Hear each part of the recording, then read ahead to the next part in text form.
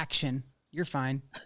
Hey, Hunter. Welcome to another quarantine conversation. Now, this one is interesting because no one knows who you are. Right now, you're just a little guy. Is that true? In the screen under me. Well, I don't know who you are. You just randomly called me. It was like like an app or something where it was like, who's this guy? He's gonna call you or something. Anyway, friend of my life, not necessarily friend of the podcast or anything yet. I've listened to a couple. Well, that doesn't, if you've listened to the podcast, you know what makes you a friend of the podcast, and it's being on the pod. So now you can be a friend of the pod. But okay, great. Anyway, I digress. Friend of my life, former roommate of mine. I lived with him. He didn't live with me. You lived here. You literally lived here in this place. I'm very aware. This is Kevin George. Now, Kevin, who are you, and why am I calling you right now? Who am I? Okay, I'm gonna assume that you mean who am I at Rolling Hills Covenant Church? Yeah. And I'm the IT director. Okay. So I'm the fix the computers, and Kevin, the Wi-Fi is so bad guy. It is so bad at church. But my computer here has not been great either. It's been very, very laggy here today. Anyway. I can't help you with that. Sorry. Anyway, Kevin is the IT director at Rolling Hills Covenant Church. And here's why I wanted to talk to Kevin. I want to talk to Kevin because over the past 3 weeks, we've been doing quarantine stuff. Mm-hmm. Rolling Hills had to move online. The entire operation. Literally, yeah. Had to move online. And Kevin was the captain of the ship. He got us all on board. That's terrifying to think about. Well, I mean, think about it. Like some people who work at Rolling Hills aren't our age. Right. So you had to get them on like Slack and Blue Jeans. And that is so crazy. And so we are all online because of Kevin. We get emails from Kevin all the time. Here's the best way to do this. Here's the best way to do that. And so students, I wanted you to meet my friend Kevin, and I wanted you to see and hear a little bit about the journey that he's been on in quarantine, because it's very unique. It's very different than, just impact leaders who we're talking to who their work gets disrupted and they're working at home. Kevin's work got disrupted, but he actually has more work now, which I feel like is kind of been the narrative with quarantine. Do you find yourself working more now at home? What is a normal? I've been telling people I've never been busier than I have been in the last 3 weeks working from home. So what's a normal work day like for you in quarantine? Well, I've been trying to still wake up at a normal time, shower, get dressed, make coffee, and then I just walk over to my desk and sit down and tell myself, okay, it's time to start my workday. Let's start looking at emails, check my voicemails, see who needs help today. So most days look like some varying degree of phone calls, emails, Slack messages, video conference calls, whether it's with on Blue Jeans or Zoom is another popular one, but just basically trying to help our staff figure out how to work from home. There's the basic things like, how do I check my email, right? Like there's just some who need help with that, which is great because we're all having to learn how to work from home in this time. But it certainly presents its own unique challenges, not being able to be there physically with someone and show them, okay, you click here and then you do this. And it's them describing to me what a screen looks like on their computer, and then me saying, okay, I think you should click somewhere around here. That's yeah. I'm laughing only because you're not helping me too much. You've helped me, actually. I've had to text you about stuff and email you about stuff. You've been well, great. No, you've been really great in helping me, but I'm laughing, but it's so stupid and mean that I'm laughing because in 40 years, if I'm still working, I'm going to be the person calling the IT director.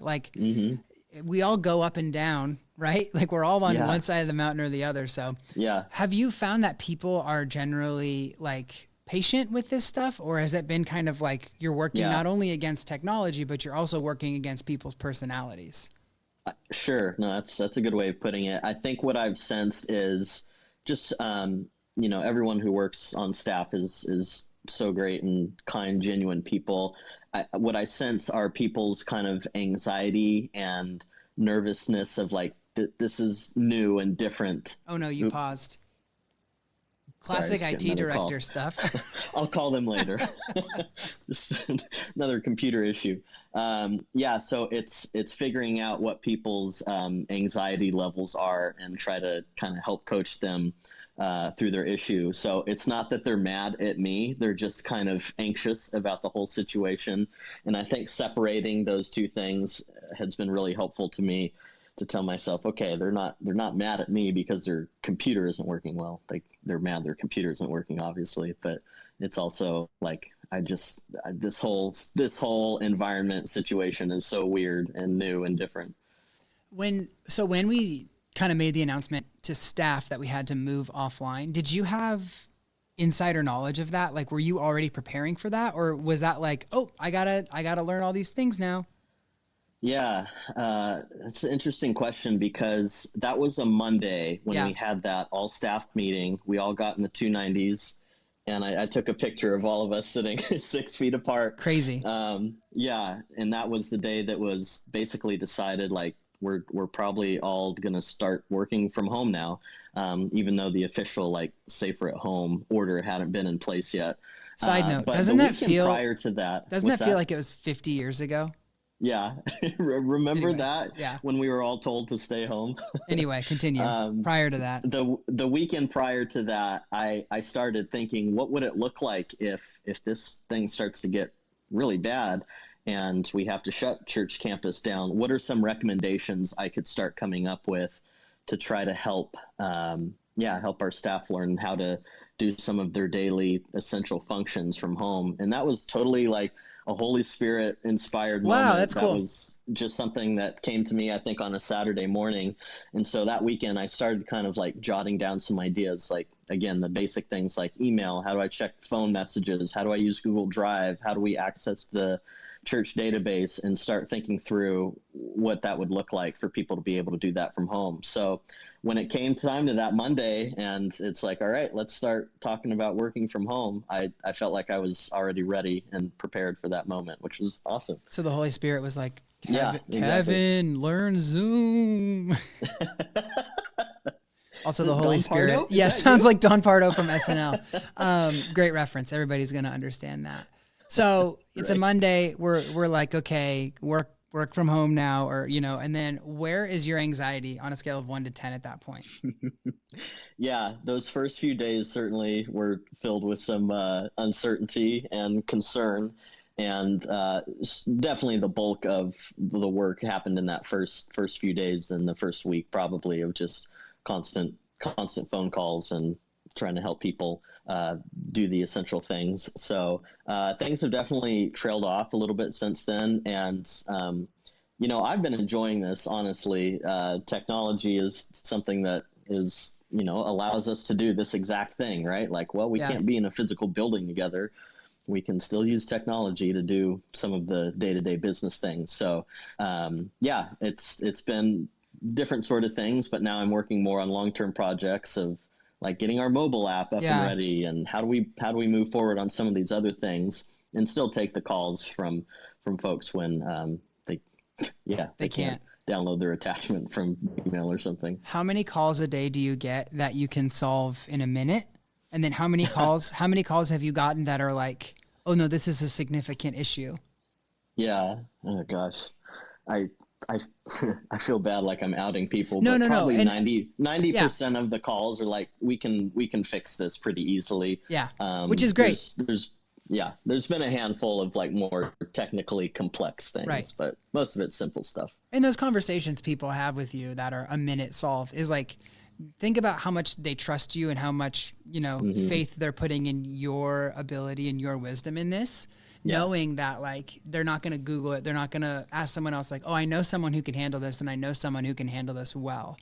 And so I think that what's really crazy about your position, it's turned out to be like a lot more pastoral than you probably thought it was going to be. Oh, absolutely. For sure. Like, just helping us with the database and like getting us with Wi-Fi on campus is one thing, but like we were talking about, guiding people through their personalities to being able to do their job well at home That's what pastors have to do. Yeah. And so your job's taken on a whole level of pastoral work, which I don't know was in the job description when you first got it. Yeah, I don't think it still is, but I mean, you're totally right. Like you can be the mean IT guy, right? And just be right. Just frustrated all the time because people don't know how to do the simplest little things, but it's approaching problems with the perspective of like, okay, so they don't understand what's happening or what they're trying to do. Right. So yeah, just be nice, be kind in that moment. And, most issues end with the person being like happy and feeling better about whatever the issue was. And yeah, feel like they were valued and heard, and I helped walk them through the problem. Do you feel like you have like maintained a good work-life balance? I know we kind of hit on it in the beginning, but like when you stop working, are you still answering phone calls, or are you able to like put it all away and just like think about it tomorrow?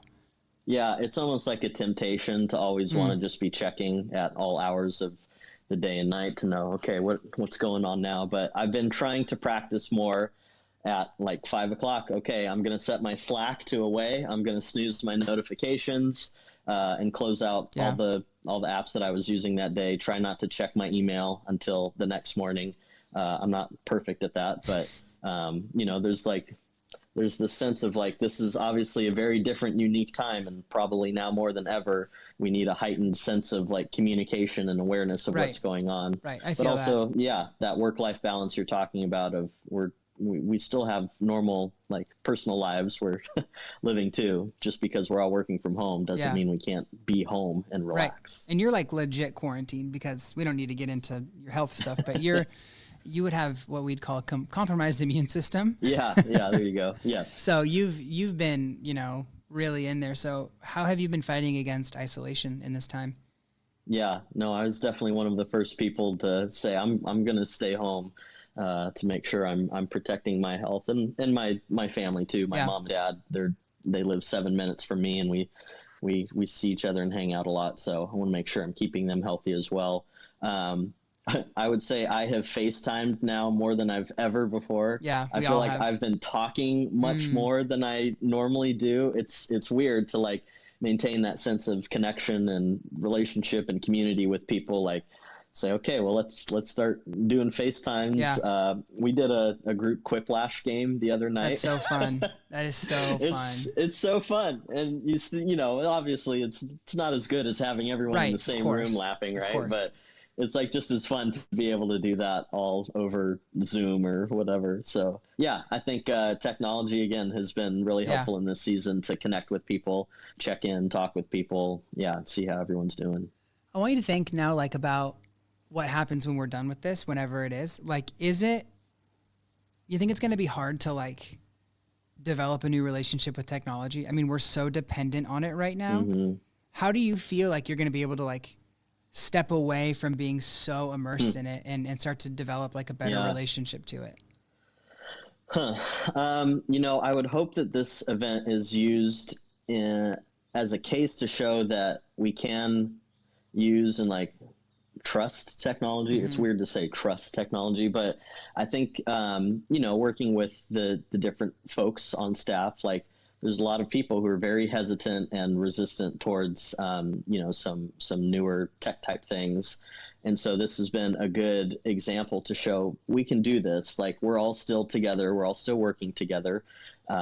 It looks and feels a little bit different, but technology has helped us navigate this time to try to continue to do ministry. And in fact, I think it has shown us some very new and different ways of doing ministry that we never thought of before. Right. And this has been so fun, like these things, different creative ways of being able to still, if it's putting out content or, calling people, FaceTiming just to check and see how they're doing. So, I would hope we come away from all of this with a renewed sense of technology could be a good thing.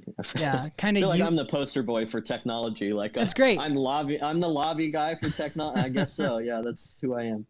I guess what I kind of hear you saying and how I can contextualize it is like you are hoping that the lessons that we're learning, like human connection, reaching out, being intentional with people. Like technology really helps that. And we have to lean on that right now. But once we don't have to lean on it, let's still take the things we're learning and implement them into our lives in just maybe a more holistic person to person way. Yeah. Nice. Yeah. There you go. Great. That's perfect. Good summary. Thank you, Kevin. Well, dude, I'm so fired up that I got you on the horn.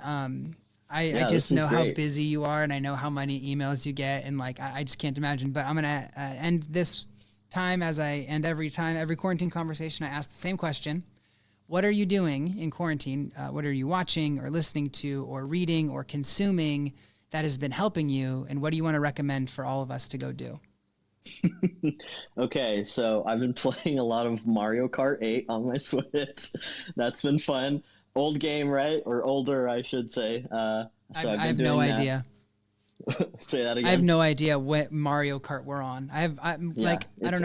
I don't know if we've talked about this on quarantine conversations, but I've definitely told students. Megan had me hook up the N64. So Really? she's been playing Mario 64 like That's so awesome. much. It's awesome. I just like sit and read while she plays, and it's like making me laugh so hard because she's just like so into it. But I feel like we're like reaching back, like because I do think like Zoom, Blue Jeans, FaceTime, podcasts, like it's so current. It does feel nice to kind of reach back and be like, well, if I'm gonna have a heightened relationship with technology, I'm gonna use old technology. So you've been playing Mario Kart. Mix in some nostalgia with it too. So you've been playing Mario Kart to do that. I love that. Anything else like watching, reading? The two other things, there's 2 podcasts that I love. Conan O'Brien Needs a Friend. Yeah, you love that one. My favorite. Listen to every episode. And Office Ladies. Okay. Watching through The Office already like 6-7 times. Kevin loves The Office. He really does. That's something I do remember about him. Yeah, and now getting to hear the behind the scenes of each episode is so fun. I remember when I moved in, I was like, I better watch the whole thing all the way through, and I did, and we watched it. It was fun. Anyway, I'm proud of you for doing that. Thank you. You're welcome. Thank you. Well, thank you for joining us, man. This is so good, and it went by so fast. This is great. But we'll have to check back in when the world continues to end, and we'll see how technology will help us then. Everyone, go listen to "When the World Ends" by Dave Matthews Band. That was a plug. I did not endorse that plug. Anyway, Kevin loves Dave Matthews. I still like yours better, The Space Between. Space Between by Dave Matthews. It's a great DMB song right now. A friend of mine started a playlist with me for quarantine songs that we've been listening to like while we're home, and he called it Try Not to Touch Your Face. And I thought that was a great name for a playlist. Try Not to Touch Your Face. Anyway, That's Kevin, great. Try not to touch your face. Also you as well. He has risen. Try not to touch your face. And you as well. Do not touch your face indeed. Blessings. All right. Bye, Kevin. Thank you so much. Bye. Thanks. Bye.